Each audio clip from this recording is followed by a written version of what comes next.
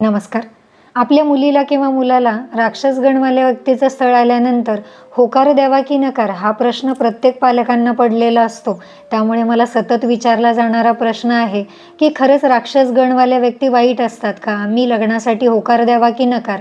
तर या संदर्भातली सगळी माहिती तुम्हाला आज या व्हिडिओमध्ये मिळेल.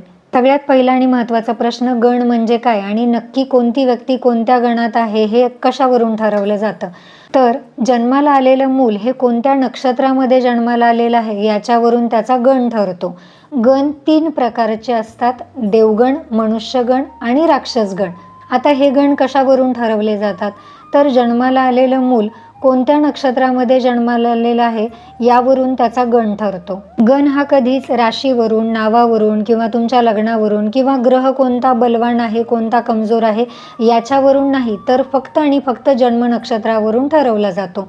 गण म्हणजे माणसाचा चारित्र्याचा दाखला अजिबात नाही. तो माणूस चांगला आहे किंवा वाईट आहे हे कधीही कुठल्या गणावरून ठरत नाही. गण म्हणजे त्या व्यक्तीची नैसर्गिक प्रवृत्ती, व्यक्ती विचार कसा करते, निर्णय कसे घेते, जगाकडे कसं पाहते किंवा थोडक्यात त्या व्यक्तीचा स्वभाव कसा असेल हे गणावरून आपण थोडाफार अंदाज करू शकतो. म्हणजे समजा जर व्यक्ती देवगणमध्ये येत असेल तर शास्त्रानुसार देवगण म्हणजे काय आहे? तर ही व्यक्ती सात्विक प्रवृत्तीची, संयमी, शांत, सौम्य, धर्मनिष्ठा किंवा दुसऱ्यांचा विचार करण्याची प्रवृत्ती असेल हिच्यामध्ये. जर व्यक्ती मनुष्यगणची असेल तर ही व्यक्ती व्यावहारिक असेल, परिस्थिती बघून निर्णय घेणारी असेल, समतोल राखणारी, सामाजिक जीवनाशी सहज जुळवून घेणारी असेल. आता येतो सर्वात महत्त्वाचा भाग, राक्षसगण. राक्षसगण म्हणजे राक्षस नाही. शास्त्रात कुठेही राक्षसगण म्हणजे वाईट व्यक्ती असं लिहिलेलं नाही. तर राक्षसगण म्हणजे थोडीशी हट्टी किंवा प्रबळ इच्छाशक्ती असलेली व्यक्ती, ज्या व्यक्तीला स्वातंत्र्य खूप प्रिय आहे, स्वतःचं मत निर्भीडपणे किंवा ठामपणे मांडणारी व्यक्ती. बऱ्याचदा ज्या लोकांना थोडंफार ज्योतिषशास्त्रातलं ज्ञान आहे ते लोक मला विचारतात की राहू हा तर पापग्रह आहे, मग राहूचं नक्षत्र स्वाती नक्षत्र, या नक्षत्रामध्ये जन्माला आलेले लोक देवगणमध्ये कसं काय? तर चला राहूचंच उदाहरण घेऊन एक महत्त्वाची गोष्ट सांगते. राहूची 3 नक्षत्र आहेत: आर्द्रा, स्वाती आणि शतभिषा.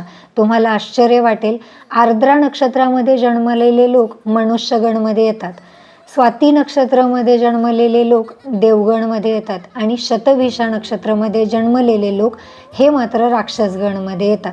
आता एकच ग्रह आहे आणि मग त्याच्यासाठी 3 गण का? तर याच्यावरूनच तुमच्या लक्षात येईल की गण हा ग्रहांवरून नाही तर फक्त आणि फक्त नक्षत्रावरून ठरवला जातो. अजून एक उदाहरण घेऊया. गुरु हा तर शुभ ग्रह आहे. गुरुचीही 3 नक्षत्र आहेत: पुनर्वसू, विशाखा आणि पूर्वा भाद्रपदा. पुनर्वसू नक्षत्रामध्ये जन्मलेले लोक हे देवगणमध्ये येतात, विशाखा नक्षत्रामध्ये जन्मलेले लोक राक्षसगणमध्ये येतात आणि पूर्वा भाद्रपदा नक्षत्रामध्ये जन्मलेले लोक मात्र मनुष्यगणमध्ये येतात. तर एकाच आईची 3 मुलं वेगवेगळ्या स्वभावाची असू शकतात. अगदी तसंच आहे. आता महत्त्वाच्या प्रश्नाकडे वळूया की विवाह करताना गण किती महत्त्वाचा आहे किंवा गण जुळत नाही म्हणून विवाहास नकार द्यावा का? तर याचं उत्तर आहे नाही. गण हा अष्टकूट मिलनातील किंवा गुणमिलनातील एक कूट आहे किंवा 36 गुणांपैकी त्याला 6 गुण आहेत. अनुभवी ज्योतिषी असेल तर सप्तम भाव, सप्तमेश, शुक्र, गुरु, त्याचबरोबर मंगळ दोष आहे का, नवमांश कुंडली काय सांगते, दशा कोणती सुरू आहे, गोचर कसं आहे, या सगळ्या गोष्टींचा बघून निर्णय देईल, फक्त गण बघून नाही. त्यामुळे राक्षसगण म्हणजे वाईट व्यक्ती नाही, तो फक्त स्वभाव आहे किंवा स्वभावाची एक वेगळी प्रवृत्ती आहे. आणि कोणत्याही व्यक्तीला फक्त गणावरून कधीच चांगलं किंवा वाईट ठरवू नका, कारण व्यक्तीचा खरा स्वभाव हा संपूर्ण कुंडली, संस्कार आणि कर्म या सर्वांवर अवलंबून असतो. तुम्हाला जर ही माहिती उपयुक्त वाटली असेल तर आपल्या जवळच्या राक्षसगणवाल्या व्यक्तीपर्यंत नक्की पोचवा. आणि तुम्हाला तुमच्या कुंडलीचं संपूर्ण विश्लेषण करून हवं असेल तर इथे स्क्रीनवरती दिलेल्या नंबरवरती फक्त व्हॉट्सॲप मेसेज करा. तुमचं नाव, जन्मतारीख, जन्मवेळ, जन्मठिकाण.